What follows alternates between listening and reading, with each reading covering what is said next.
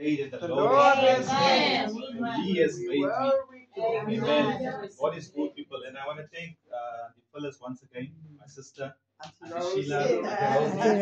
Thank you so much for your visit. There's a reason and there's a purpose why you are here. And I've heard the ages. But I stand behind my God that says, alive, alive, alive forevermore. My Jesus is alive. Hallelujah. But remember back in the day, the guys used to love till 100 and something, 900 and something, and so forth. But at the end of the day, what still comes is death. But our God remains forever. Amen. That is the Father with whom we serve. Hallelujah. So I want to say once again, greetings to the church, to everyone. Greetings. I also want to thank my father-in-law, dad, and mom. Thank you, Dad, for the opportunity. We know it hasn't been an easy road, but through the grace of God, we've pulled through. Amen. Hallelujah. It is only through the grace of God. I also want to thank my wife as well, Celine. Thank you for everything. If it hasn't been for you as well, I wouldn't have been here. So, all glory be to God. All glory be to God. Hallelujah. Amen. So this morning, I just want to find out from you. How blessed are you this morning? How blessed are you? Hallelujah. Let's give God a shout of praise. Hallelujah. Romans 14:11 says, for the scripture says, as surely as I live, says the Lord, every knee will bow and every tongue will confess that the maker of heaven and earth is God. Hallelujah. So it doesn't matter who we are, where we come from, what our purpose is on this earth. We're going to have to bow before the courageous God one day. Hallelujah. So this morning, I just want us to go into the word. I'll be speaking from the New Testament this morning, the book of Matthew. We have different translations in the Bible. So I'll be speaking out of Matthew 6, verse 24. 6, verse 24. If we can just all page there. This is Jesus himself speaking. Hallelujah. We just want to just go into the word and find out what God has to say this morning. Amen. Matthew 6, verse 24. My Bible says, no one can serve two masters. For you will hate one or love the other. You will be devoted to one and despise the other. You cannot serve both God and money. You cannot serve both God and mammon, as the King James Version says. But I will be speaking on mammon, because mammon is a spirit. Mammon is a spirit of a lot of things. But it's a main spirit that is the opposite. That it's a spirit that the enemy, that Satan uses to pull God's children away from God. Hallelujah. Amen. So Revelations 3:15 verse 16 says, since you are lukewarm, neither cold nor hot, I will spit you out of my mouth. Hallelujah. He don't want you to be on the fence, because if you are seated on the fence, which means is that you belong to the dark force. You belong to Satan. Because Satan has access to you being on the fence. Hallelujah. So he don't want you lukewarm. He don't want you in that state. He don't want you. You're no good to him. It's like drinking milk, taking milk that is sour. Automatically as you drink it, and you're going to spit it out because it doesn't taste properly. That is what the Almighty says. He don't want you to be like that. So we're speaking this morning about mammon. So mammon refers to money and wealth. Hallelujah. So the definition fully is to the word mammon means money, material things, wealth, or other entity promises of wealth. It's also associated with greed. Because once you get, you want more, you want more, you want more, you want more. And that is where the problem comes in. So I want to explain to you that God do not have a problem with wealth. But it's what we do as human beings. Hallelujah. It's how we we portray this thing? Because God has given us the sound mind to make decisions. And for us to operate in things, for us to can have His likeness. Because if we don't use the form, or if we don't use what God has given to us, we will not know how to operate. Amen. And we're gonna want more out of selfishness. You can even skill that next person for that money, Exactly. or for that wealth, or for that riches. Because what does riches comes power. Yes. What does riches comes power. And what power comes pride. Yeah. And when you have pride, you feel like you are God yourself. Yeah. You feel that you are God yourself. God says we are a God, but we are God with a small g. Yes. So when we have those things in our lives, we feel that we are a God with a big G.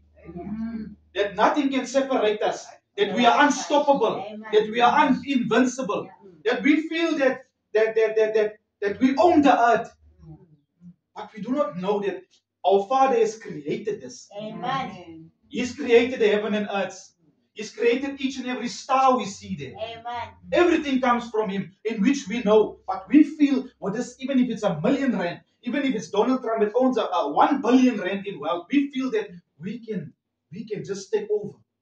So this morning, God is wanting us to understand that without His sifting, without Him in our lives, we cannot do what we want to do. Yes. If we do what we want to do, we are exiting His will.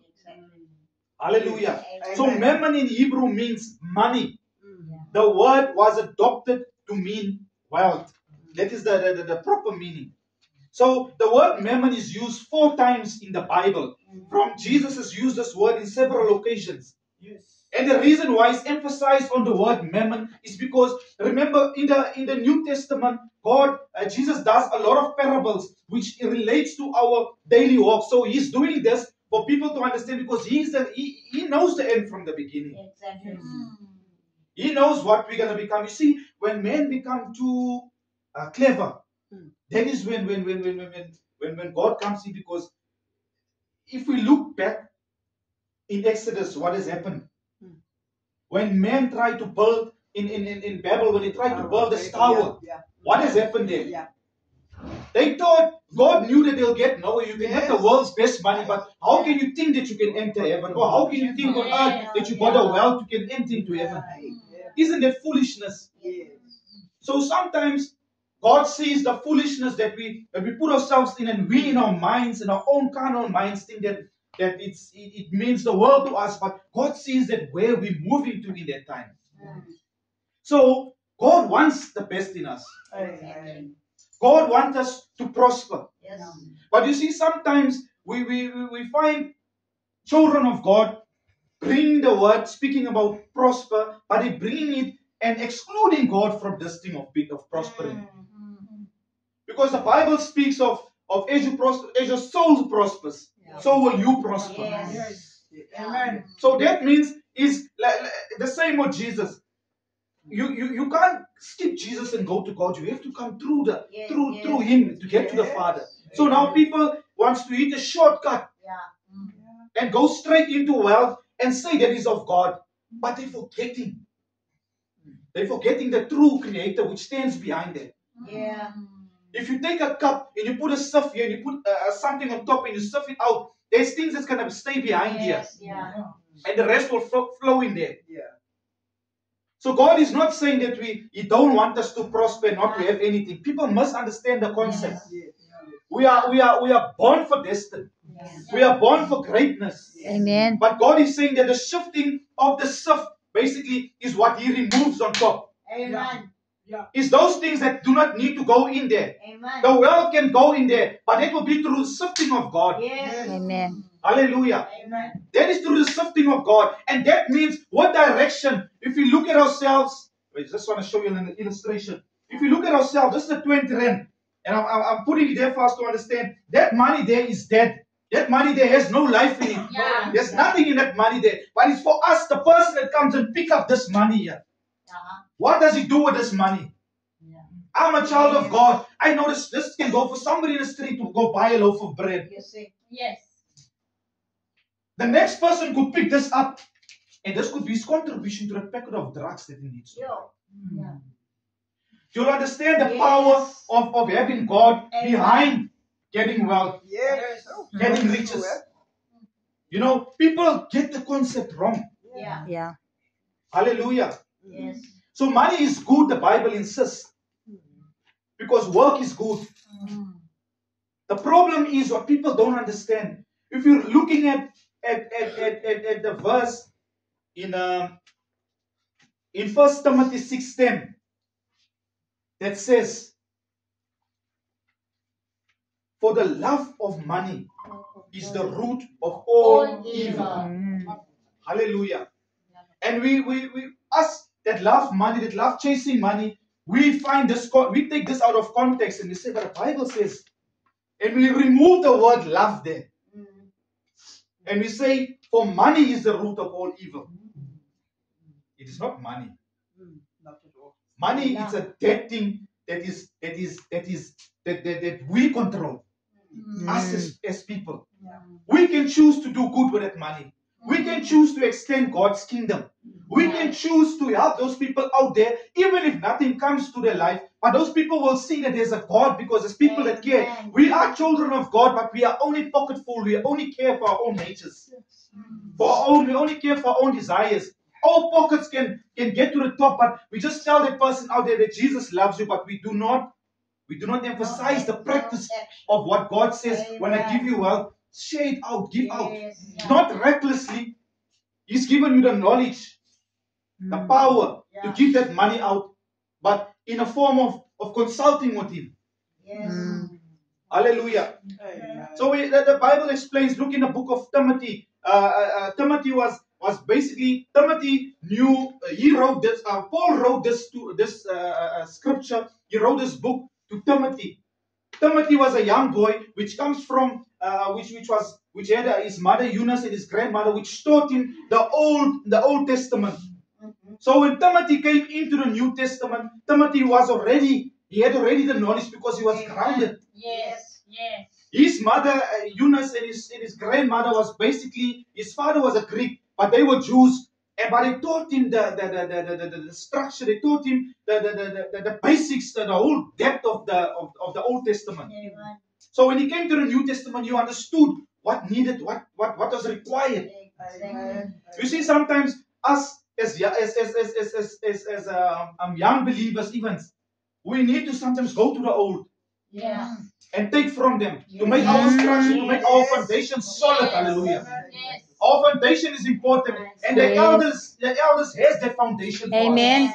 Hallelujah. If we hang a washing pole, just put it in and we just don't let it will fall over. But if you put the solid foundation of some man, it will stand and hold. Hallelujah. Glory to God. Hallelujah. Let's give him a praise. He alone is worthy. Hallelujah. God is worthy. God is worthy. God is worthy. Hallelujah. I'm honored this morning to get stand in front of elders. I'm honored this morning. Amen. And I'm blessed this morning, because you know, it's not sometimes like I said, it's not about the amount of people that is here. Yes. God just needs to speak to one person to Amen. hear that word. Hallelujah. Amen. To be blessed, that can make a change, Amen. impact one to impact nations. Amen. Hallelujah. So we carry on. It also says that being a follower because of work, because work is good. It's the love of money that is wrong. The love of money is making the money the ultimate thing in my life, Amen. turning it into an idol. How I am as a follower of Christ is to handle money. Firstly, I need to understand that God is a generous God. Yes. But when He says generous, it doesn't mean that we need to just go and buy flashy cars, that we just need to go and buy houses on top of houses. He wants us to use our brain. He wants us to, the knowledge that He's given us, because He's given us the knowledge. Yes. Hallelujah. So some people use that money. They go, for example, they start gambling. They do things that is not of God. We remember in the book of Acts chapter 3, what has happened there. Can somebody please read for me Acts chapter 3, Timothy? Please, I just want us just to understand something, how important sometimes it is to have to be searching after God and not after our own needs and desires. Acts chapter 3 verse 1, and just carry on up until verse 10. Acts chapter 3 verse 1. Just read for me right through the scriptures, please, Auntie Mary. Chapter 3, verse 1 Yes. says, Now Peter and John went up together into the temple at the hour of prayer, being the 9th hour. And a certain man lame from his mother's womb was carried. When they lay daily at the gates of the temple, which is called Beautiful, to ask alms of them, and entered into the temple. Whosoever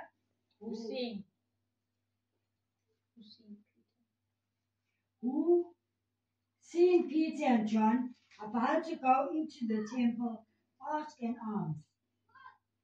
And Peter said unto you, And Peter fastened his eyes. sorry, I'm so sorry. And Peter, casting his eyes upon him with John, said, Look on us. Yeah. And he gave heed unto them, expecting to receive something of them. Yeah. Then Peter said, Silver and gold have I none, but such as I have give I thee. In the name of Jesus Christ of Nazareth, rise up and walk. And he took him by the right hand and lifted him up, and immediately his feet and ankle bones received strength. Wow. Hallelujah. Amen. So that shows directly that this man at this gate thought that he needed money. Yeah. He thought that he needed that, but he didn't know. You know, sometimes in our daily lives, there's a certain thing that we ignore that we need. Yeah. We in general we need prayer, Yes. but there's things in our individual lives that we Yes. need, and we're ignoring it, and we think that chasing money and just being busy and just doing what we want to do is the cure. But sometimes it's not. Yeah. God wants to. This man just needed to be healed because this man afterwards, after him being healed and so forth, he could have made his own things. He could have made his own plan because he became independent, basically. Hallelujah. So God is also wanting us to seek after Him.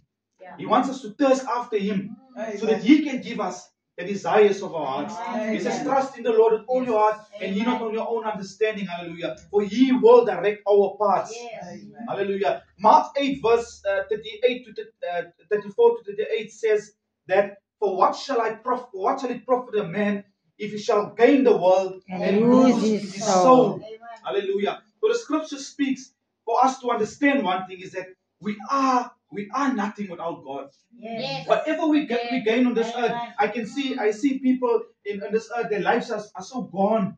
They just believe that they've made it in life. Yes, we make it in life. But I always believe that really without God in our lives, Amen. our lives are nothing. Because in the scripture, Jesus says, He says, choose not who you will serve. Yeah. You know, it's a master. You see, he's a master, but he brings this conclusion to is which master you're gonna serve. So we need to understand one thing. You know, sometimes when David was carrying that ark of the covenant, you see, we become so familiar with God. When David was carrying the covenant was put on these animals, which needed to be put on his shoulders, and it made God so angry that he struck one of his guys when the covenant went down to fall. It struck this guy, this guy which was Uzo, or it struck him dead. And David was questioning, couldn't understand how God could do that. But what he must and what he didn't understand is that when God gives an instruction, when He says you need, or when He asks you to do a specific thing, don't do it your way. Yeah. Don't do it your way. I refer to a message I preached some time ago with Solomon. That has done a thing that wasn't pleasing to God. Yeah. What has happened to him?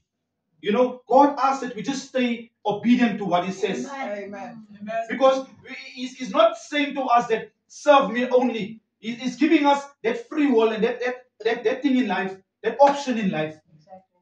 But what are we doing with that option that He gives us? Are we saying, Lord, you are being so generous to us, you are being so lenient towards us? I mean, the Father that has sent His only begotten Son. But now, what part do we take? You see, sometimes children of God, we can be found in God's presence if we want to be found in His presence. And the fellows could have said, I could have gone home, I was in service already. but it's through the sacrifice she's here. Hallelujah. Amen. Then you find out, I've invited 3 young men today. And I love the excuses that I've heard. You know, I love the excuses. Because in my spirit I knew it's an excuse. Yes. But you see, the book of Ecclesiastes speaks about there being a season and time for everything. Amen. Hallelujah. There being a season and time for everything. So we need to understand that God still needs to work in those young men's heart. Yes. Amen. God still needs to work. We can't, if you take our horse to the water, we can't say drink this thing. Yeah.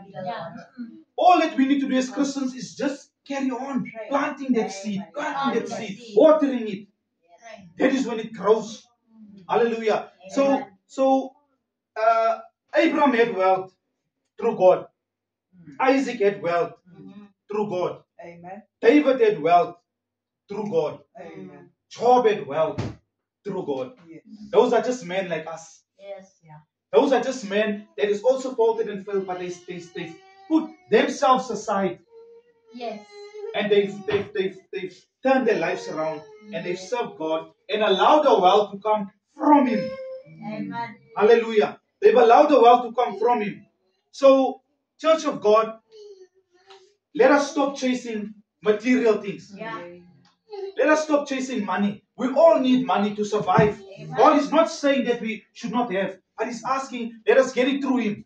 Yes. Hallelujah. Amen. Let us put our hopes and trust, believe, faith in Him completely. Amen. And see Him make a way. Yes. And if we trust Him so much that we pray one day for that 100 rand, we don't have to walk and find it. You can just do this and open your eyes and 100 rand will lay there. But Amen. it's for us to trust Him Amen. in spirit and in truth. Amen. Hallelujah. Amen. Hebrews 13:5 says, keep your lives free from the love of money and be content with what you have, because God has said, never will I leave you, nor will I forsake you. Hallelujah. Yes. That is what the King of Kings says. So we rely too much, we panic too much. We panic too much. The rent needs to be paid. Those are things that has to be done. Yes. The other day, Celine in the car, this car went over the mileage, and she was stressing because you have to pay a certain fee. If you're late, it was 5,000 over, you have to pay. And she was carrying on. She was a bit nervous because of those things. I said to her, in that situation, there, stay calm now. Yeah. Speak to God now. So we're gonna just in this time just give your put your trust in Him in this now. Yes. Because this is where the situation is now. Yeah. And she phoned, we got airtime, we phoned. And the lady said they just changed the thing today. It's no more. No more 5,000, it's 15,000. 15,000. Who does things like that? God. It is God. Only God. God, this God that we serve can change a mind of someone in the instant right now. Yes. Yes. And Sheila, I can go for a job, for a job interview now. And they've made up their minds. They said, as the person before me walks out there, and they can say to that person, they can say, we've made up our mind, we want this person here. No one else, guys, you have decided, we're taking him. And here the mighty man of God's walking there. And he can speak. You don't even have to say what that guy said. Yeah. You don't need to have a PhD. Yes. But with my maker before me, Yes. I don't even have to open my mouth. Yeah. We'll say we like this guy. Hallelujah. We want this guy to come. Amen. That is God's favor upon your lives. And each and every one of us, we have that favor. Amen. We do. The problem is, we're not stepping into the favor. Yeah. Hallelujah. Let's walk in the favor of God and see what He does. And let's give recognition and honor back to Him. Whenever a small incident, when you pick up a 50 cents on the floor and you pick it up, say thank you, Lord, and let it be your testimony. Hallelujah. The Bible speaks, just a few scriptures back, it speaks of if you're faithful with the least, hallelujah, the least in money, in everything with the least, He will give much unto you. Amen. Hallelujah. You know, sometimes we this is not a thing that has to do with money. It's about our trust behind it. Yeah. Because we battle, even if we have it, we don't know who to thank. We thank the tavern, we thank the wrong things. We don't go surf back and thank the Almighty. Yes. For He has done great things. Yes. Not that money that's done great things. Hallelujah. Or that wealth, but He has done great things. Amen. Praise God. So we're looking at, it says, his wealth is so high that the earth cannot afford it. Hallelujah. That is our God's wealth, Yeah. which is the power. Hallelujah. This money cannot buy, the power cannot buy this money, which our God is. Yes. If you're looking at the New Testament, what Jesus has done. You look at John, how his disciples has died. Look at John's life, how John has died, stepping in for his brother, when his wife left the brother and went to God as king. What has happened there? John was seen as the Messiah. John was seen as the Messiah, Yeah. but he said he's not a Messiah. Yeah. He could have taken recognition. Yes. But his head was when the daughter of this lady, what's her name? When she said, I have a request that needs to be made Yes. to the king. He said, make your request known. She said, cut off his head and serve it to me on a platter. What has happened then? The head was chopped off. That man sacrificed John because he knew that there's a creator that's coming behind him now that needs to fulfill that promise. You see, sometimes selfishness and greed, we have to sometimes, if you come, the book of Matthew speaks about dying to yourself. Amen. Hallelujah. Taking up your cross Yes. and following him. And what it means is that deny yourself. Amen. What you want, deny it. Yeah. Close your eyes and say, Lord, I step into you. Amen. Even though you say that if I turn into you now, that I have to lose my job, I have to lose my wealth, I have to lose my Amen. cars. Lord, I turn to you in that time. Yes. Amen. Job could have turned against him. Job had every reason to say, Lord, you are not there for me this time. You are tormented till the very end. But what has happened? That man Job has still found it fit. When his wife said, curse this God. God can't be cursed. God is the one that can curse, but you cannot curse him. Yes. No. Because what God has done to that fig tree, Yes. it had fruits on it, but it's like our fellow Christians. They come into church in and out. Yes. But we're going home into our house, lock ourselves up. We are not exercising the thing of sharing and reaching out. Amen. Let's reach out also. Because God will curse. He cursed that tree. When the disciples came back the next day, that tree was abandoned, was looking like frail. Yeah. Because it had the good fruits on it, which we have on us. But we are not distributing it out. Amen. The same with wealth. We have the wealth, but we are not giving it to His kingdom. Yes. Yeah. That's what God is speaking about. I will enter His gates with thanksgiving in my heart. Hallelujah. Deuteronomy 8:17-18 says that you may say to yourself, my power and my strength of my hands have produced this wealth for me. But remember the Lord your God, for it is He who gives you the ability to Amen. produce Amen. wealth. Amen. It's Amen. only your God that gives us Yeah. that ability. Mm. So we serve a master that is greater Yes. than money. When you Mm. serve Him in spirit and in truth, He will give you whatever your Yes. heart desires. Amen. Hallelujah. Amen. And Church of God, I'm not only speaking, emphasizing. You see, this earth here is a place that we're going to live. I just said it earlier on. It's only our God. You sing that song, alive, alive, Yes. alive forevermore. Our Jesus is the only one that's alive forever. Amen. Amen. And what he's saying is that we don't have to be a child of God that enters this world and leaves this world without wealth. And now it's a question of, but it was a child of God. He's not speaking about that. God's riches, that is something that is a benefit if you're in Christ. Yeah. Yeah. But he's speaking about your eternal life. He's speaking about your Yes. spirit. Yes. Because that is where it's going to be forever. Yes. Hallelujah. When the rapture comes, if he comes, he's coming to fetch those that belong to him. Amen. Hallelujah. So he's Amen. going to come and fetch those that belong to him. But remember also as it carries on, that this same earth, we're going to come back to the same earth. Yes. But there will be no pain. There will be no worry, no stress. Hallelujah. So we're coming to live back on this earth again. So we do not have to see ourselves and just think that this earth, I'm just passing by. We are going to come back to this earth. But there will be no worry, no stress, no pain about rent needs to be paid. Hallelujah. About Auntie Sheila, I don't have fuel, but I wanted to go up and down. Those things won't be there anymore. Yes. No. Hallelujah. God will make everything soften for us, but He just wants us to persevere in this time. Amen. In the struggle times when our child or nephews on drugs and they don't know what to do, and they're coming to you, and you yourself have your own problems. That is the time God says, stand in the gap for me. Amen. Hallelujah. Tell them that everything is going to be okay. Yes. Even if that's the only thing you say. And privately you take it up in prayer. Amen. Yes. Because it's the only thing you can do. This world is coming to an end. Yes. There's a lot of things happening. Amen. There's issues that happens around us. But don't keep your eyes fixed upon that. Yes. Hallelujah. I always Yes. make the illustration with a woman that comes to church and she says, Pastor, this is happening in the church. That's happening. Hallelujah. And the pastor takes her. The pastor says, fulfill a glass of water. She fulfills a glass of water, and the pastor says to her, right, now I want you to go right around the church, but don't let that water drop. Hallelujah. And she goes around the church, and she comes back to him, and she says, oh, wow, that was so sweet. Here's the water here. And the pastor says, did you see anything around you? She says, no. She says, that's how your eyes should be.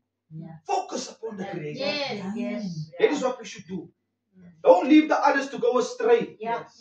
But focus, you keep your focus on God. Yeah. Because the world needs, this country, we need people that is prayed up for what is happening. Amen. We can't have people that is lukewarm, that is falling into Yes. temptation, people that is running after money, but they are children of God. There's people that standing behind the pulpits and all that they preach is telling you about prosperity. But they're ignoring the fact that prosperity comes, if it's without Christ, it's mammon. It's a spirit of mammon. Yes. Yeah. It needs to be in Christ. Yeah. Amen. Hallelujah. So our God, Matthew 6:33 says, but seek ye first the kingdom of God. Not kingdoms. The kingdom. There's no S at the end. The kingdom of the Almighty. Of God. And His righteousness. And all of these things. Amen. All these things Amen. that we sometimes as Christians go in a corner and say, Lord, but I also want to have some money, Lord. Lord, but also we go and cry like small children to our God. He can give you that thing, but serve Him in spirit and in truth. Amen. He says, the book of Psalms, where David says that I've seen the old, I've seen the young, but I've never seen the righteous forsaken. Hallelujah. And that is a scripture we should keep in our hearts. Amen. Hallelujah. Amen. So God has done, Jesus has done so many things that is beyond what we want. Yeah. We were driving past a house yesterday and Celine were looking at this house and I said to her, when she said it's so good, and I spoke it out, I said, Lord, we can have a bigger house than that. It is not about wanting that house, but if you are in Christ, you don't have to have a poor mentality. Yeah. If you are behind His gates, you can speak these things in life. All that I'm saying is that don't chase after these things without having Him in your life. Amen. Hallelujah. So I said to her, that is not even our Father owns mansions. That is being prepared for us. So what is this small little condottle that looks like it's such a big thing on this earth? Because those things will be left behind. But if you're in Christ, hallelujah, if you're in Christ, you can long for those things. But the Bible and God is saying that don't ask for it out of the will of God. Hallelujah. Amen. So the Bible speaks. Remember, Jesus has done a lot of things. He came to this earth. He's done a lot of things.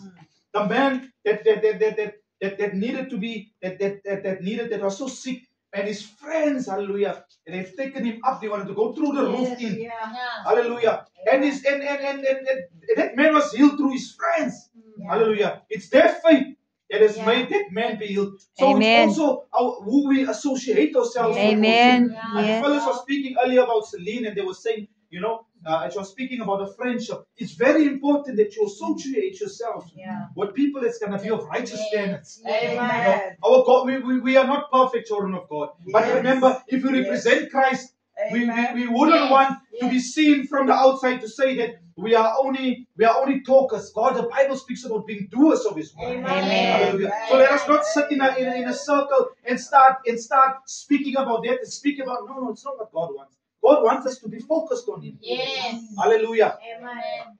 So if you also look at in closing, I just want to just read a small story for us to stand. I know that there's a lot of things I've left out because we were already fed by the starter already. There was a lot of Amen. starters. Even my sister just standing up and just saying it was a starter. And when a big course come, we are filled already. Hallelujah. So I managed to just go past a lot to get to the end. It's not that it's all about that, hallelujah, people, but I feel that if God has spoken, He's Yes. spoken. Yeah. Amen. Hallelujah. Amen. So, in closing, I also just want to give you a little bit of a story. But I would like Auntie Mary to just read for me Malachi chapter 3, verse 3, please. This is part of just in closing what I want to just finish on.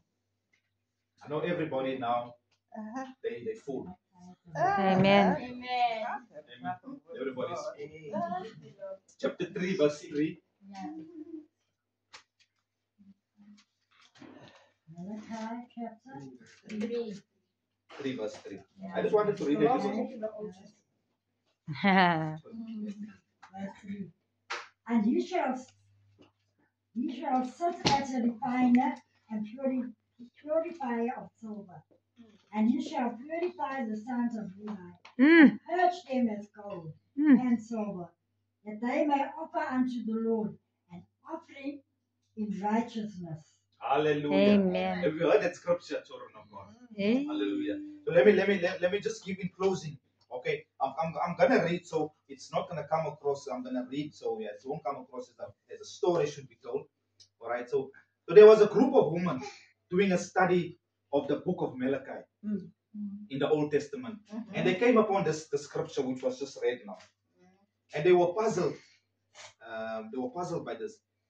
And that is just as it explained, it said, you will sit as a refiner and a purifier of silver. And they wondered what the statement meant about the character and nature of God.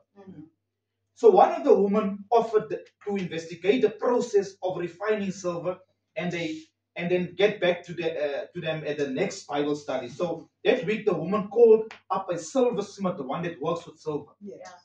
And was like, hey, can I come watch you while you work? And she didn't mention anything about why she wanted to do this, other than to be curious about the process of refining silver. So we agreed, and she went.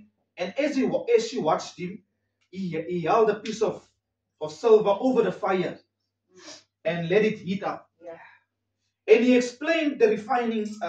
He explained that in refining silver, one needed to hold a piece in the middle of the fire where the flames were the hottest.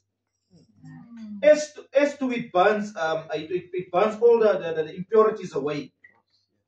So the woman thought about God holding us in such a hot spot. Then she thought again about the verse. He sits as a refiner. She thought about this verse again, as a refiner of silver. So she asked the silversmith if it's true. Does he have to sit in front of the fire the entire time while the silver was being refined?